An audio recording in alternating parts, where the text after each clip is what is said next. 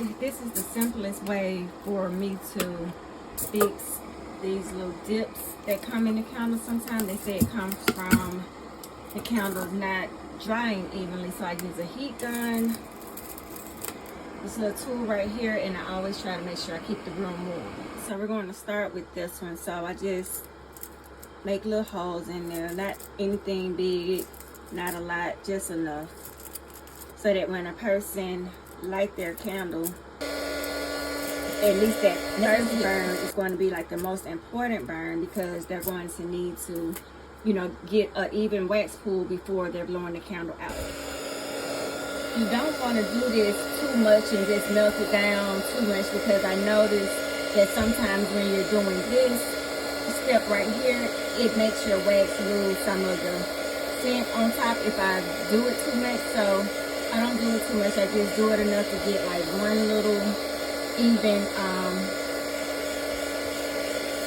next wax pool. And once I melt down like one even level of the wax, it should look something like this. You'll still see the holes, but once it dries, the holes will no longer be there. And I'm not 100% sure if you can see the sinkhole in that one. This one isn't that bad. Oh, there it is. You can see it. So I'm pretty much going to do the same thing. I'm going to use that same tool, poke a few holes in it. You don't need many. And that way the wax can kind of go down a little bit better. And this little tool right here I'm using, like, most of the time you will have something right at your home that you can use, but this right here came with one of my wax burners, so I just kept it in case I needed it. Sometimes I have to go back and, you know, put more topping on it, but that's okay. The little topping things on here just kind of melt around, fly around, I mean.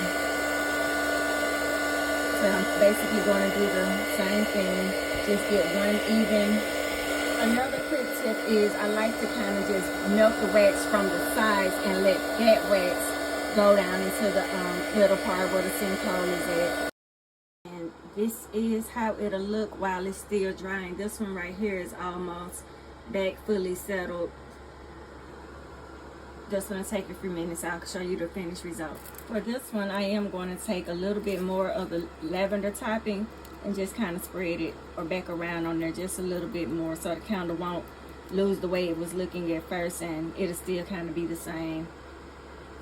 Won't lose its smell. I didn't melt it too much as to where I was burning the smell off. This is how they look after about 15 minutes. They still have a little bit longer to go. And this is how they look once they fully settle. Like, no more sinkholes. It's straight across now.